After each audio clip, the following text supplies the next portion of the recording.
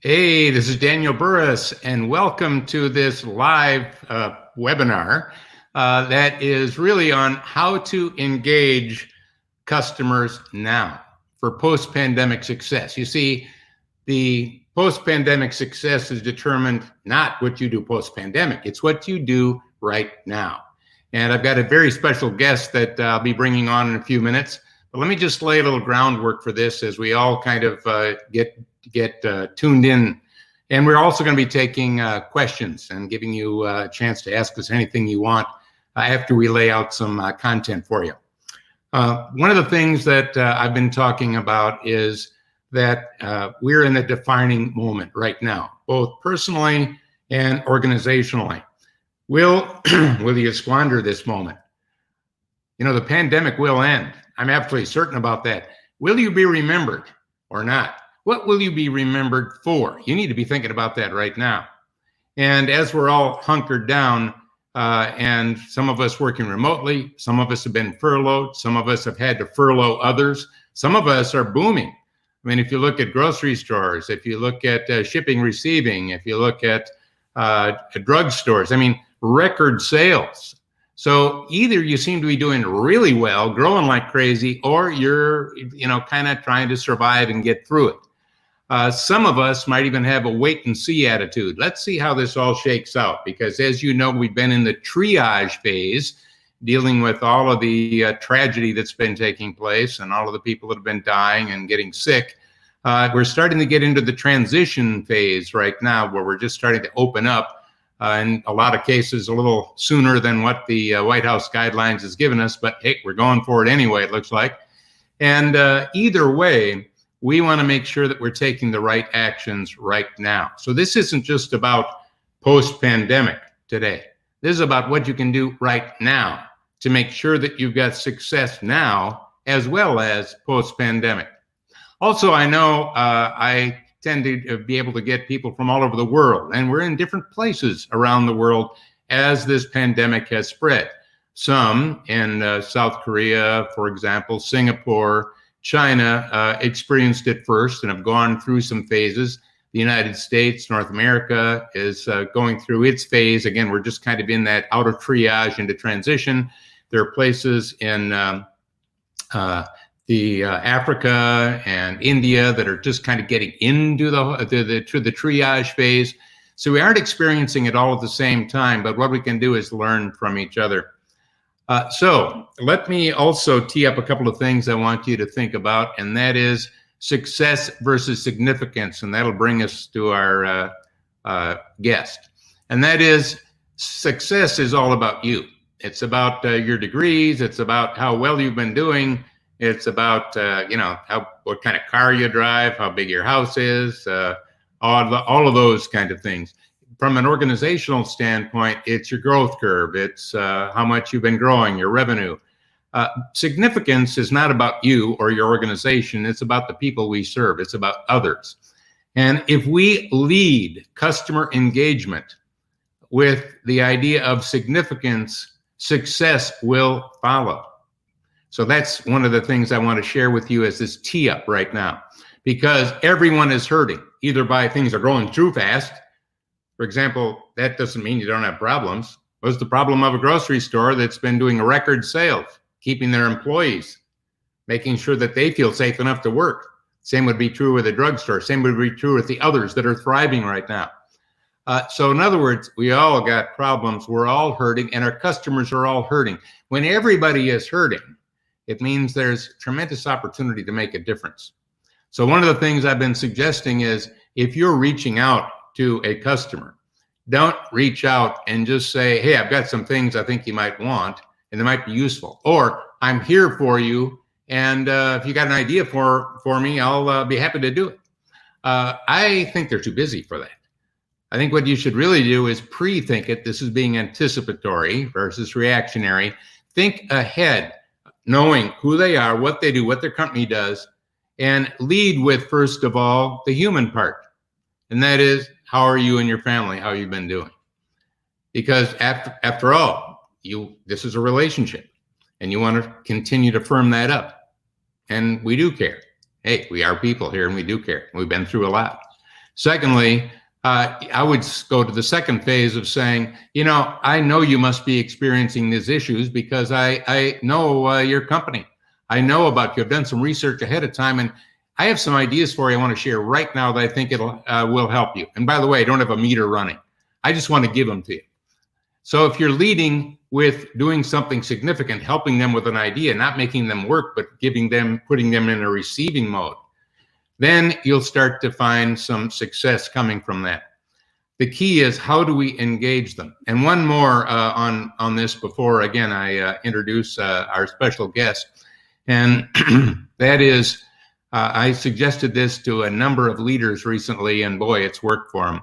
That is, why don't you reach out and engage with customers that you used to have that have left? In other words, they were your customers and they went to a competitor. Why don't you reach out to them? After all, you know what they do. They used to be customers.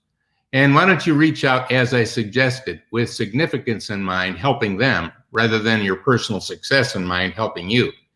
And say, look, we used to work together. I've been thinking about you. And even though we're not working together now, I'm not here to sell you anything. I've got something I just want to give you because you've been on my mind. And here's some suggestions I think might help you. And I think if you lead with that, you'll find them coming back to you. And by the way, I've had a number of CEOs that like that idea, have implemented it, and they've gotten back to me saying, wow, it's working. I'm converting people that I've lost into now new customers because I reached out in that way. So how do we use technology to reach out? How do we engage both in a social way, in email campaigns, in all of the marketing tools that we have? That's where I've got a good friend and an amazing guru I brought in today, Ford Sakes. He is there he is. Ford is a leading expert in digital marketing, and boy, he is good, been doing it for a long time. He's a business growth accelerator, and I love the word acceleration, especially when it's applied to growth. And yeah, you know what? You can grow now. You don't have to wait until we're post-pandemic. Hey, you can do it right now. If you've got some strategies, we're going to share that with you. That's why I got Ford here. Also, he's a best-selling author of multiple books. He's a consultant. He is an amazing keynote speaker. So if you need a speaker, by the way, a virtual speaker, he is amazing. So I'm just pushing it right now. And I don't recommend people I don't know and trust. He can do it. And what we're going to talk about is strategies then to engage either customers, or I suggested maybe people that have left you, maybe new customer groups you never knew were out there. Many of us are on social media and we may have followers, but who the heck are they? And how do you engage them? How do you convert them to be customers? Maybe you got a website and you think it's working for you. Well, I'll tell you something else. This guy is a genius at getting websites to work for you. So Ford, welcome to this. And glad to be here. All right. So let's just hit with the subject of this that we're working with right now. How do people engage customers now during this pandemic, where we're still struggling to get out of this, and some are thriving, going crazy with issues. Some are locked down and, sequestered. Some are just trying to survive and hold on. Right. And, we want to help them all in this. And by the way, this is a global audience. So with that in mind, give me a couple of tips. Well, certainly the first tip would be that everything we're going to talk about in this live stream really applies, like you said, globally, whether you're B2B, B2C, or like we like to say, P2P, people to people. So adapt this to your particular usage. Well, the first tip would really be, look at what we're doing right now. Dan's getting other experts. He's going live on LinkedIn. He is sharing timely, topical, and relevant information. So if you're taking notes, I highly recommend that one of your first action steps is take a note. And your second one is make sure you make a note to come back and find the replay, because you're going to want to go through this again and stop it along the way, because we're going to give you action-packed information, but we're responsible to you, not for you. And you may have heard some of these tips before. You may have said, well, I heard that last week. That's fine. Remember, it's not what you know, it's how well you execute. So Dan, I'm ready to go into more tips, but I want you to give more, but I just want to mention that we're also live on Facebook right now. We're live on YouTube right now. So we're actually really spreading the word out there, because I think this can help all of you So we're on a big audience. All right, Ford, go for it. Well, I'm glad again, you're streaming, and that's the next tip is how can you reach more platforms? So I would say this for those of you that may be thinking Facebook, Twitter, Instagram, Snapchat, TikTok, YouTube. Here's what I would say is social media channels are just databases. They're just used to communicate and build value. That is what they're for. So don't get seduced by the technology. What you want to ask yourself is how do you communicate? Where do your particular prospects, suspects, and clients, customers, whatever they are, guests, where do they congregate, and how can you get in front of them with value? So we started the broadcast by saying, okay, what can you do right now? Well, what you can do right now is identify the key areas of concern that you know that your prospects have. If you have an organization, you can send an email out to your entire team that says, hey, everybody, send me your top 10 questions that you get asked most frequently. That will tell you what content you should be creating. And then, of course, the overall tip is you should be generating content, added value content, not pitching, not selling, but what can you do to provide value to those prospects right now, like Dan's doing, like I'm doing. Dan said, hey, would you like to be on the guest? Yeah, he's got millions of followers on Facebook and YouTube and LinkedIn. Why would I not do that? Plus, I love to give value. And so you're building reputational equity. So the action step is reputational equity. How can you share your content? What ideas and tactics and strategies do your target prospects want to know? So you're being of value, you're being of service. And then remember that these channels are just communication tools. So you need to get better at the community. Dan, what we've talked about, I've got 2 cameras going on. I can switch cameras. I've got a switcher. The reason I do that is as a keynote speaker, as an expert that helps brands grow, I can't just sit in front of a webcam and put people to sleep into a coma. I don't know about you, Dan, but if I have to be on another Zoom call where I've got trees in the background and virtual backgrounds and all the distractions, it's like people you need, regardless of what business you're in, you need to up your game and realize that this virtual, which would have taken us years to maybe get to a point where everybody's doing virtual, happened in 60 days. So just in the first few minutes here, I've given you a lot of ideas, but back to you, Dan. All right, a couple of things. Yeah. You just led into a really big one, and that is during this pandemic, what's happened to digital disruption? And I'll tell you what's happened to it. It's accelerated. We've already been on an exponential curve that I've been tracking for 36 years now, where we've got processing power, which now was really about the chip, Moore's law. Right. And really, we've gone beyond Moore's law on the chip. Now it's the computer ecosystem in the cloud that has a lot of exponential to go. We also have bandwidth. Remember the 512K modem. By the way, try one of those today. You aren't going to get very far. And then, of course, we've got storage. I remember my first Mac didn't even have a hard drive. So, we've got those things all going at an exponential pace. It's been already in the holy cow phase. And while you were all sequestered, while we were all locked down, digital's been going nuts. Here's a quick example. Telemedicine. I started writing about that in the 90s, and I've been helping hospitals and organizations in the healthcare field around the world get into telemedicine, and they use it a little bit. Now, if you want to see a doctor, hey, it's telemedicine. And everybody, all of a sudden, whoop, that trend went like this. By the way, after the pandemic is over, is telemedicine gone? No. Actually, what you're going to see is your first meeting with the doctor will be telemedicine before you even come in. It's called triage. They're going to see what really you need to do. And it might even be a nurse.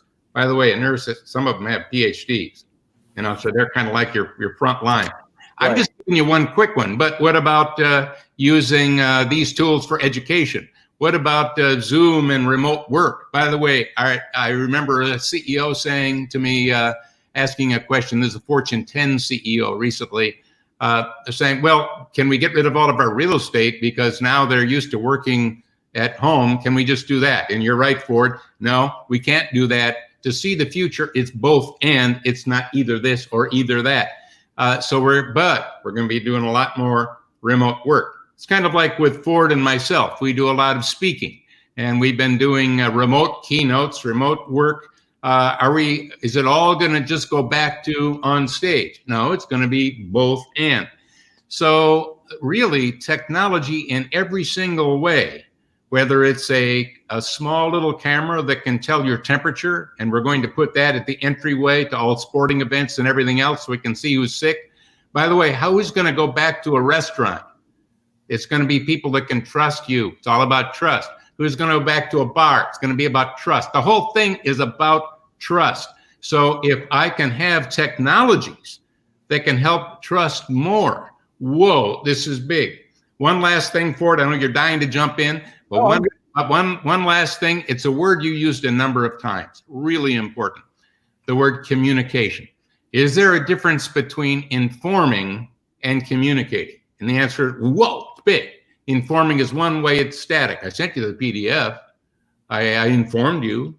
Versus communicating, which is two-way and dynamic. Why do I love social media? It's not the second word. Forget the media part. It's the social part. This is a communication platform. It's not an information platform. Hey, wake up. Right. Now, Ford, go for it. So a couple quick points. One, let's talk about it's not either or, it's both. So write that down. Like really, you're not replacing it. It is going to be different.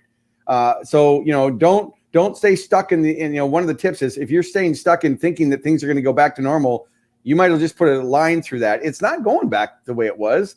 So you need to really look at how is it going to be in the future? What is going to be important for you and your brand and your business, regardless whether you're an executive, a staff member. I know I've got my team watching this, whatever your business is. Now, I do a lot of work in franchising. And one of the big things with franchise brands is they can't really tell their franchisees what to do. They can give them guidance. So I was recently doing a live stream event for a franchise brand.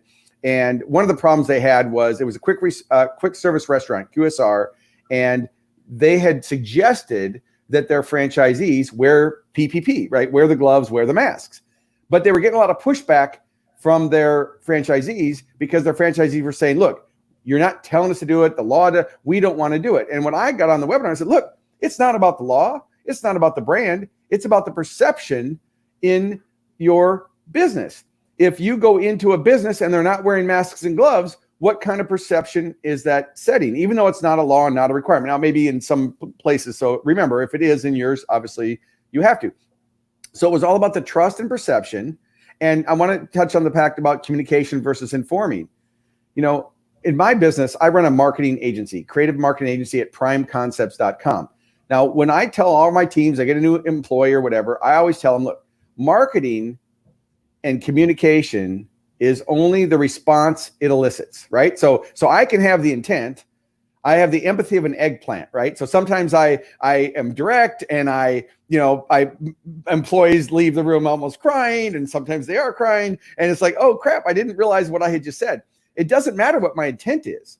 It's what the response is. So as you look at your brand and you look at what you're putting out on your website, on social media, on your digital footprint, and Dan, we can dig into that stuff in a minute. You have to ask yourself, it's not what you think you're doing. You don't own your own brand. Your brand is the impression and the impression that client, prospect, or guest has about you. Now, you can influence your brand. You can certainly do that through what we're talking about now by sharing value to information. But you don't own your brand. Your brand is owned by the perception in the agency. So the first thing was the trust thing. Do it. What's the perception? The second thing was, about communication. It's the response it elicits. It doesn't matter what your intent is. There's a lot of people who've been on the media and had reputation disasters that didn't intend to do something wrong, but they said something and it created brand damage. So again, timely, topical, and relevant communication. Where can you reach? And again, I'm dying to get in the digital footprint part, but I want to stay on this track that we're on. Daniel? Yeah, no, I think that's great. And, for those of us that are thinking, we want to get back, because you started out with that. I ride a Harley Davidson motorcycle because there's no reverse. You can't go back. You can only go forward. And a lot of people have thought, right now what we're doing is we're hitting kind of a global pause button. Others have said, well, we're just starting to hit the reset button. And I would say, boy, if you're hitting those buttons, you're going to be in trouble. I want to hit the transform button. I don't want to just change things. I want to transform. So what I want to do is sit back right now and look at your business model. And even if you're a bar or restaurant, sit back and look at your business model.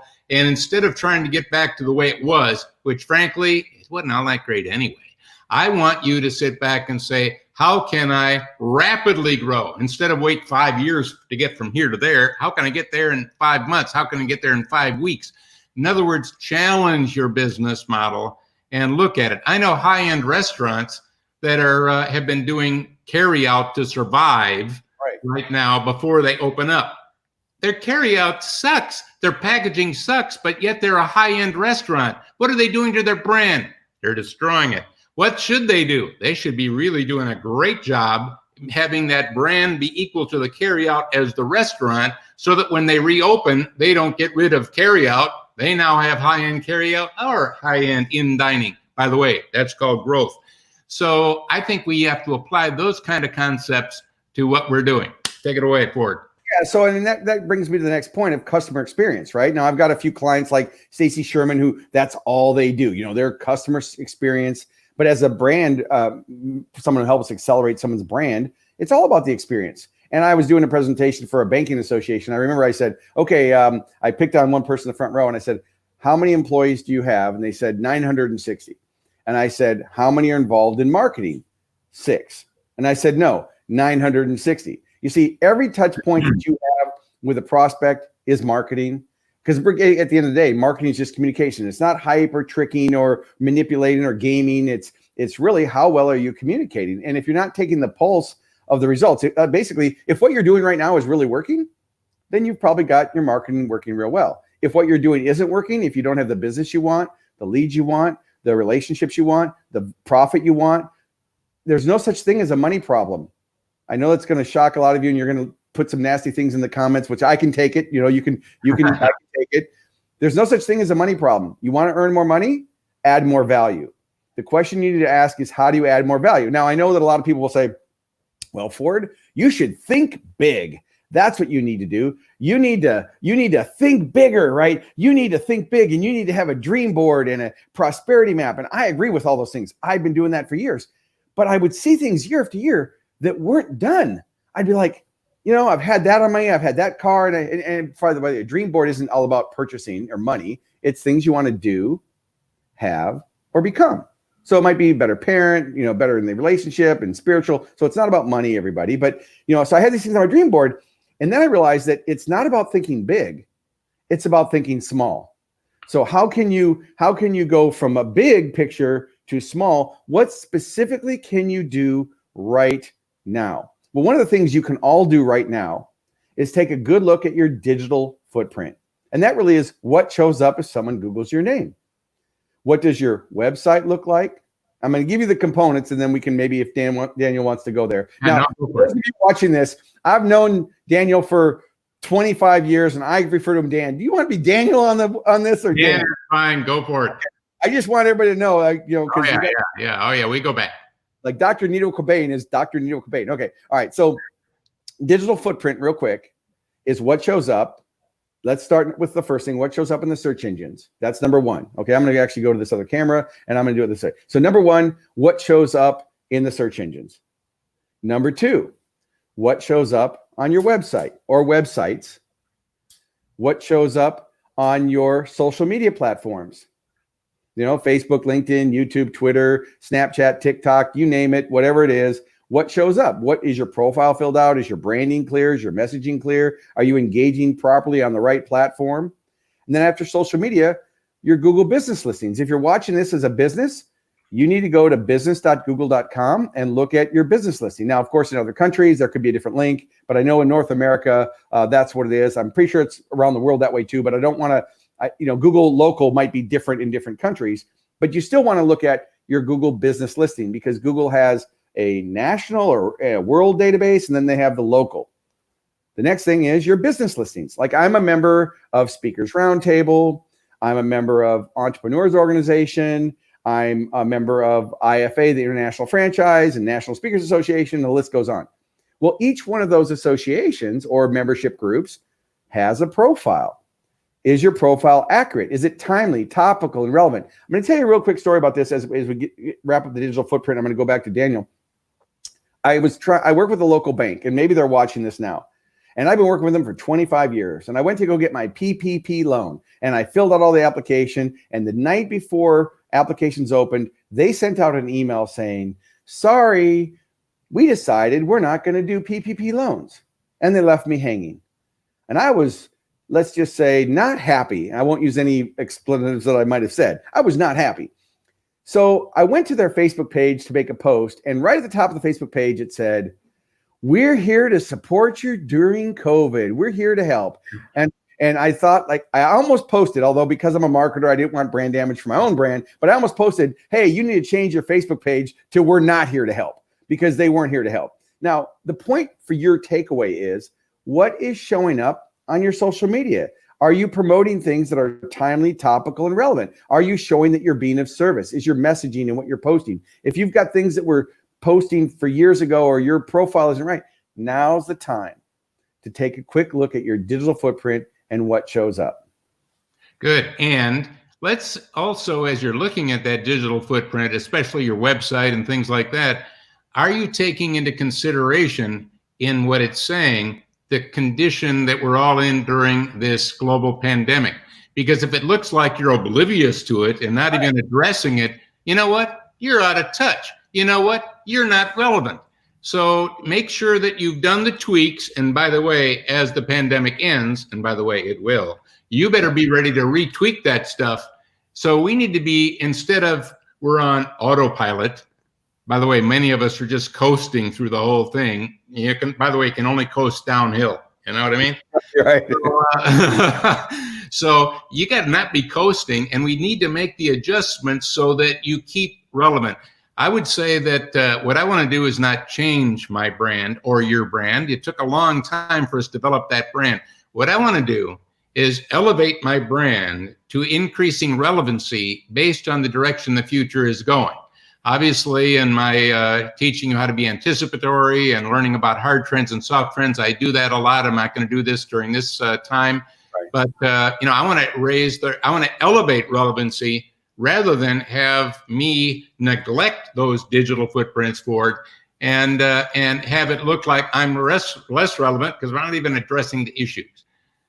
It's kind of like there's an elephant in the room, and whenever there's an elephant in the room, I want to address the elephant immediately because it's in the room. I might as well be talking about it right up front. Go ahead.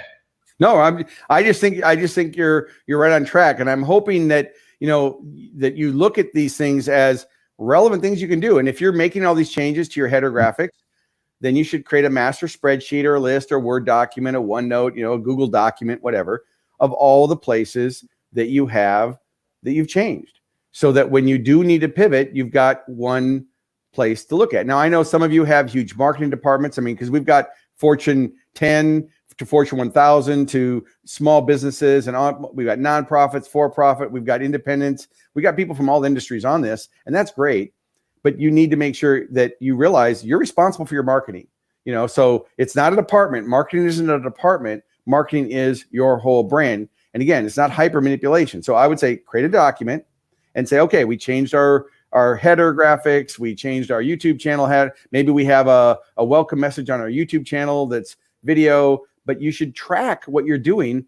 And it's not, for a lot of people, Daniel, social networking is social not working, right? They're just throwing a bunch of stuff against the wall, trying to figure out what's working. Remember, these are just communication tools. Don't, like I work with copywriting, Daniel, and people always say, well, what are the tips of copywriting? And I can name them super quick, right? You got headlines and subheads, and I'm just going to go to this camera so it's bigger. You can see my hands. So you got headlines, you got subheads, you got benefits, features, trial close, social proof, credibility, call to action, risk reversal, and I can go on for hours. But you know what? Throw all that out the window. That's not what's important. What's important is being authentic, being real. Like when you're watching me right now, this is real. Now, this isn't a keynote presentation. Keynote is one theme. That's why they call it a keynote, not a keys note. This is a conversation that we're having that you're eavesdropping on so that you can take some actionable things away from it and do it, right? So, that's really the key right now is if you're sending messages out, you don't have to go hire a copywriter necessarily. You really need to look at what would be relevant right now that I can say that's authentic. And not everybody's going to be happy. I'm going to share one quick story. So I was in a mastermind. I'm in a lot of masterminds, doing a lot of Zoom meetings. And someone from an association said, well, my business is really bad right now. I think that you should just waive my association fee, because until business comes back, I shouldn't have to pay. And without going into the details, because that person or company could be on the line, they were looking at everything as a victim mentality. They were looking at everybody else was responsible. And it wasn't me. It's the government. It's Trump. It's this. It's that. And I'm not being political right now, so don't anybody start any crap with me. What I'm telling you is you're responsible. This is your life. So at the end of the day, my team sometimes messes up. I mess up. Just take responsibility for what's going on. So as an action step, I would say, take a snapshot of everything you're doing marketing to communicate. Take a snapshot of how well it's working. If it's not working, it means that your message isn't relevant or engaging or topical or timely, and then just make some tweaks. Okay? Just a thought about marketing versus sales, and let me give you a futurist perspective of that, and that is sales is, anyone in sales is present oriented. People in marketing are future oriented. So already you've got a disconnect. We all say sales and marketing as if it's the same thing. Hey, it ain't the same thing. So I think on the sales end, you need to put more of a marketing hat on right now, because again, people are hurting, and you've got to approach it with a little bit more of a positioning attitude. Actually, I think marketing is really about positioning yourself for future success. And again, sales is about making the sale now and closing. Right. Now, I'm not saying I don't want you to make the sale, but to make the sale during this time, you need to approach it with a more of a marketing kit. And again, with that idea of approaching it in a significant way. And you'll see some amazing things. Let me give you a quick example. There's a young guy that had come up with, an entrepreneur, came up with an idea, and it was to work with restaurants. And what he was doing was it was a taste of the town. So you could actually have these great high-end restaurants all over the place, and you could get a small taste brought to your house. And he had worked out a system to do that. And then just as he was about to launch, COVID happened, and all the restaurants were closed. So he was all bummed. He was depressed until all of a sudden he realized, wait a minute, I can change this around. So he actually started creating with those restaurants the ability to, through funding, he actually went online, got funding and donations to get people to those restaurants to deliver those taste meals to first responders, to people in hospitals, to people, to the doctors, to the nurses. Got huge publicity. By the way, he's not making a dime doing this. All he was the ringmaster. All he did was put this together. By the way, this is not about success. This is about significance. And you know what that means? You know what's going to happen? He has relationships with those restaurants that were going to be customers like you wouldn't believe. He's got a relationship with the community like you wouldn't believe. He's going to have post-pandemic success like crazy, because he is doing right now something significant. And instead of being bummed out, you know what happened? When he got this idea of shifting like this, he got excited. He got energized, because he was no longer thinking about himself, woe is me. He started thinking about, there's others in need. How can I help them? And when you turn away from yourself and serving others, fear will dissipate. Anxiety will dissipate. When you're helping others and serving others rather than serving yourself, you mentally shift like crazy, and it's big. Go for it. All right. So I wrote down a couple things. First, you sparked something. One, my definition of marketing is just giving people enough information, the right information, that they can make a good decision.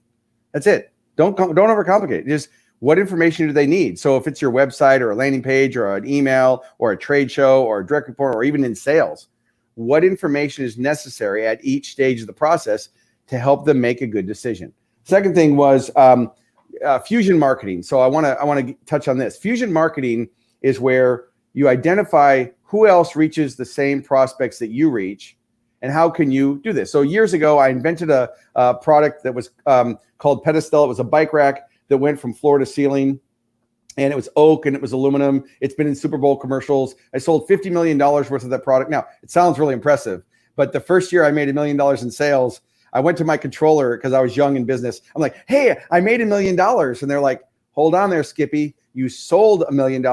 You're $150,000 in debt and you took home 16 grand. So we're not talking about, it's not what you make, it's what you keep. So that was years ago. I'm a little older now, but just wanted to detour there. So fusion marketing is who else reaches the same person you do. Well, when I had that bike rack business, I went to Bell Helmets and I had them put my flyer in their bicycle helmet boxes. I sold millions because they sold millions of helmets and people found out about me through fusion marketing. So the question is, who else reaches your prospects? Just like I'm doing right now. I guarantee you there's followers who didn't know who the heck I was before this and go to my LinkedIn page, connect with me right now. And then if you want to follow me, that's great. Anyway, little selfish plug there. Back to fusion marketing. So who else reaches the same prospects that you reach? And what can you do to add value or to trade value? What can you do to help them? It's not about money. It's what can you do to add value? The second thing I want you to write down on this tip is second tier customers. Now, I'm going to explain this. I'm an expert in business growth. I work in franchising and small business and corporations to help them engage and close the gap between their value propositions and their market. That's what I do. I'm a magician in doing that and increasing leads and increasing the average transaction, making the phone ring, getting traffic to your website, increasing conversions. That's what I do. It's the sandbox I sit. They don't hire me to handle people with tact and skill. That's not the topic that I'm working on. So what I'm doing right now for 2-tier is I went to community bank CEOs and I've been doing digital footprint critiques. And then I'm saying, what you really need to do is you need to offer a business acceleration package to your commercial customers. So I have a program that I send to them. They sponsor it. They pay. I do the live stream. I do it. But now I'm reaching their customers and I'm making the bank look great because now they're being seen in the community as someone who's helping their commercial customers. So real quick, because I know I talk fast, who else reaches the customers that you want to reach? And also not just reaches the customer you want to reach, but is there some content, value, service, something you can do, sponsor it even? Maybe you're the one who needs to go get the guests, and there's no shortage of experts out there on every topic that can do this. Be careful the ones that are just willing to do it for free. I'm sure a lot of people would like to charge the fees that Dan and I do, but they can't because they don't make the impact that we do. And it's value for value. I mean, I certainly will have a call with somebody, but if you want value for value, you're going to pay for it. So fusion marketing, second tier customers, who else could you provide value to that then helps the customer? It helps my banking clients, but it also helps the commercial clients in the room. Dan? Yeah, I love that and do it myself. Back in 2015, when I developed my learning system, the anticipatory organization, I partnered with Business Learning Institute. It turned out that they do training for the accounting and finance world. So I did a version of the anticipatory organization for accounting and finance, let them be the exclusive distributors of it. And it's worked out great because they had a market that I wanted. They already had that market. I just tweaked the product so it'd work with them. It's another form of that, and done that with some other different industries like healthcare and so on. So I can multiply myself out there. Right. So one other thing is, we have our markets that we go to. What's the hidden market? What's the one that you're not seeing? And by the way, during this pandemic, again, there are people that are thriving, people that are starving. And if your market is the people that are starving, why don't you look the other direction? Maybe there are some huge new markets that you've never thought of before. And by the way, I've helped a lot of companies make that look the other way and grow right now where their market was dead. I'm not going to go through the examples now. Actually, I've done that on some other webinars. But look for the hidden market, the one you weren't even thinking about, that can be really good. This one, a real quick example would be way back in 2009. I was getting into, as an experiment, developing some apps, mobile apps, because that was new. And nobody had any money because we were in the financial downturn. And so I asked a different question. I thought, gee, who does have money? And it was, the Pentagon has money.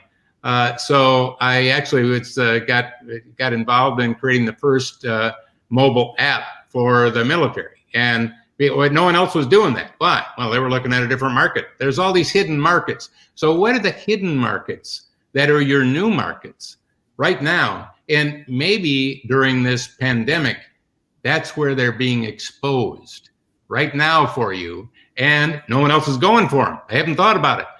Those people that are your competitors, they're going with the old market. I'd like you to also find what's the new growing market, because when the pandemic ends, and it will, you want to be in post-pandemic success. And again, it's the key is engagement. Now, we've been going for about 40 minutes, and we've been having questions streaming in from all the platforms. We want to start taking some questions. Ford and I will do a closing, but before we start taking questions, let me tell you a couple of resources. One, let's put Ford's Profit Rich results.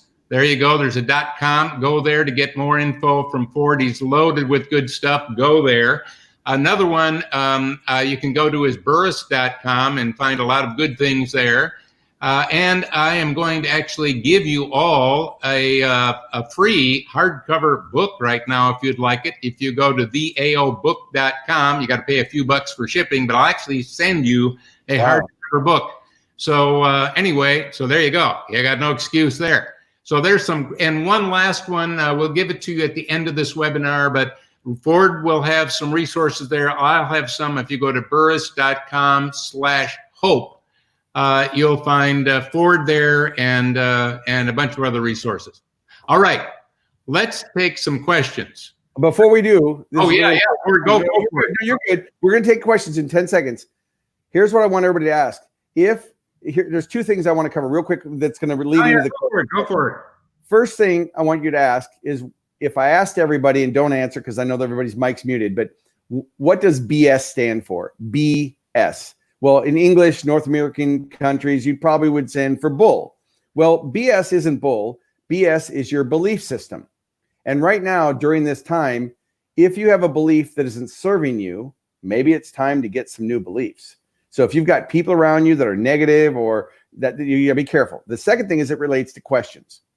You know, I love to say that if you're asking the wrong question, the answer doesn't matter. So if you're negative and you're asking questions, why does this happen to me? And why is the government like, okay, but maybe you need to ask better questions. I know that that's not about the chat questions you're going to put in today, but just as a takeaway, your belief system and your questions. What are you saying out loud? I try to be very careful of what words I use, and I usually don't use the word try even. You know, it's like, don't try. You know, it's like, I don't want that bad impression. Sorry, everybody. Back to you. Let's take some questions. Well, and you're right. You know, if someone says they're trying to quit smoking, you know they aren't. Right. It's only when they said I quit smoking that you know they did. So our words we use are important. I love your belief systems because you know, the past is loaded with baggage that we haul around with us, and it's kind of like a chain, and the sucker's heavy. And I love to get rid of that old baggage as much as I can. So let's get rid of some of that baggage that's holding you back. All right, questions. Let's put them up there. Here's one. Let's see. Oh, from Iran. Great. Speak about FMCG customer engagement strategies during the pandemic and after that post-pandemic. Thank you. I don't know if there's a question in there, but I appreciate it. Thank you. Let's have another one. From Peru. Hey, good. I love it. All right. Love seeing you. Okay, I'm just going to let them. Yeah, I know Deb. How are you? I've known her for a long time. There we go, from Bolivia. See, I told you, we got people from all over the world. Look, you know what? We're all brothers and sisters on this planet. Now, many of us have not met before, but we're all connected. We're all brothers and sisters, and I think the more that we try to help each other and elevate each other, the better off we're all going to be. Great way to reach out. Previous clients, yes. All right. Good. I'm glad you're liking it. Thank you, John. All right. Oh, it's on me at Dynatrace. Good. Yeah, I'm glad you're liking it. Thanks, Ford. If you got any questions for Ford, make sure you get them in there. Right now, here's what I'm going to do. Daniel, keep watching those. Everybody, you can see that we have people from all over the world. Let's keep bringing them up. Let's keep bringing them up, and let me see. You know what? Here's what we're going to do. We're in, and I really am glad. Look at that. All these people coming in. I really appreciate that. And when we see a question, we're going to stop it. That's what I'm going to do. I'm going to give you a tip right now that's going to help you. I'm watching the questions come up on my monitor. We're good. Here's something I would say to you. You know, you've watched all these webinars, you've watched Daniel's live stream, you can read the book. And a lot of you will say, Ford, I just don't have time. There are more ideas. And what I would say to you is, do you not have time or it's not a priority? Okay. Either your reasons are going to be big enough or your excuses are going to be big enough. So you really need to look at, it's not a time thing. You have the time. It's what's your priority. I was speaking at Orange Theory on stage and I made some comment about, oh, I really want to get into shape. And someone raised their hand. Well, why aren't you? I said, well, I don't have time. And they said, what are you doing at 6 a.m.? And I said, sleeping. They said, well, then you do have time, right? I mean, we do have time. So think about that. The other thing I want to do is I'm going to give you some tips while these are popping up about time. Number one, here's some success tips. I've got 10 of them. I can rattle them off pretty quick. Number one, block your time out. You should have focus. I think this came from Daniel Sullivan, so I'm going to give him credit. But focus days, project days, and reset days, right? And there might be a different methodology. The key is block your time. Control your interruptions, remove distractions. Prior to this live stream, I turned off my phone, I turned off my camera, turned off all the apps and notifications, which brings me to the next thing. If you're working, one of the things you can do right now, grab your phone, I don't care where you are around the world, ask yourself, do you really need all those dang notifications that are popping up? Every notification interrupts you and it takes 7 to 10 minutes to get back into your train of thought. So part of you can get 2 or 3 hours back to your life that you can spend on engaging your customers right now, which is the whole topic of this presentation, if you just turned off your notifications. So ask yourself, is it absolutely necessary? The other thing is be specific in your outcomes. When we do a morning meeting with my team, I don't want them to list out all the things they're doing. We're in a virtual world. You might be working with a virtual staff right now if you're not open. Well, don't just have a meeting and say, what are you working on?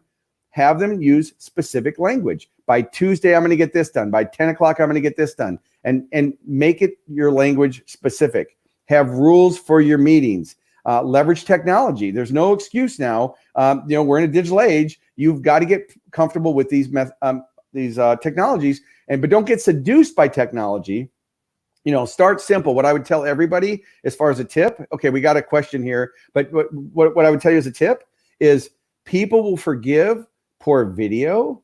They won't forgive poor audio. So I've got I'll just bring this into the shot. I've got another camera here or another microphone. It's a Blue Yeti. I'm using a headset microphone because again, people will forgive poor video, but they won't forgive poor audio. Last thing is leverage technology. Number 10, protect your free time, right? I mean, if you're going to block your free time out, then disconnect, turn your phone off, turn your notification, like make sure you really control that. So I know that could be a whole keynote in itself, and that could be a whole topic, but you do have the time. You just need to step back and look at your organization, how you're communicating, what are your action steps, and how are you going to improve, and what's your plan to improve? Because at the end of the day, your engagement and your business will only grow as fast as you do. Okay, back to the questions. Yeah, and by the way, you people will say, I can't find the time. You're never going to find the time. You got to make the time.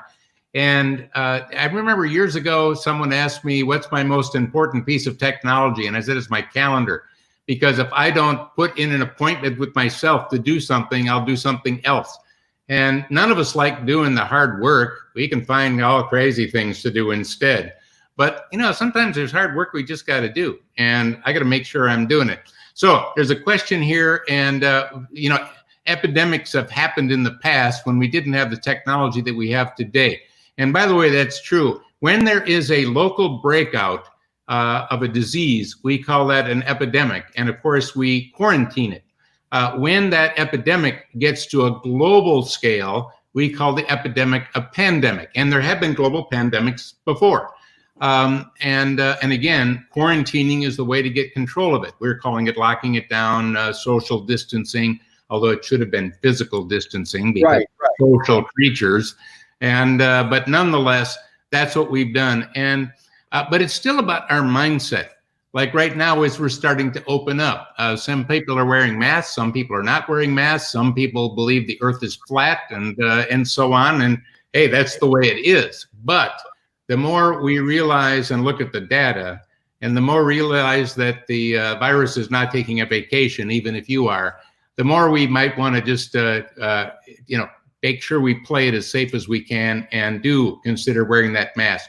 By the way, opposites are important with masks. Let me just give you a quick thought on that.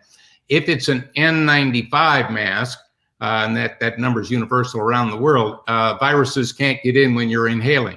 If it's a KN95, viruses can get in, but bacteria can't get in. If it's a regular surgical mask or the kind of mask that we're wearing, that stuff can get in. So why are we wearing masks? And the answer is the opposite that you think. It's protecting others. Because before you get sick enough, you can spread the disease with a slight cough or a sneeze. The mask is protecting everyone else. And if everyone else wears a mask, then they're protecting you. So the mask that we're wearing out in public right now, the more of us that are wearing masks, actually, I read a study by MIT and they said that, if everyone just wore a mask, we would be able to knock this sucker out right away, because then when you're coughing and sneezing, it's not spreading. Anyway, let's have a few other ones. Anything else out there from California? Well, look, we're close to the end. And as we see them streaming, by the way, every one of these that I've been seeing while this has been going on, because I've been watching those, plus the ones that are coming up below us right now.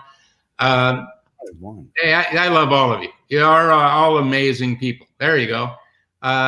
And I'm connected, all of you. I'm going to rewatch this just to watch all the names and stuff that have been coming up again since Ford and I have been so engaged. And it's just been a pleasure over the years to help and support and give you my best, as I know Ford has been doing. And it was also a real pleasure for me to introduce Ford to you all today. If you didn't know Ford already, please go to his website, check all of that out. And remember, again, not putting down the tragedy part of what's happening right at all, but rather this was one of the biggest opportunities that's ever been handed to you, because it's an opportunity for you to step back and look at your business model, look at your personal plans, look at your business plans, and transform, not just change, not just tweak, do little adjustments here and there, but look at how can I be far more effective? How can I be much more than I have ever been? How can I be of more value to others? How can I grow at a faster rate? Not 10 years from now. Heck, how about 10 weeks from now? How about 10 days from now?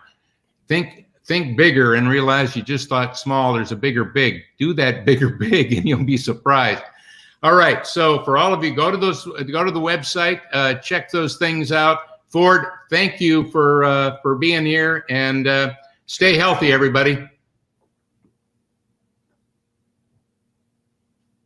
That's right.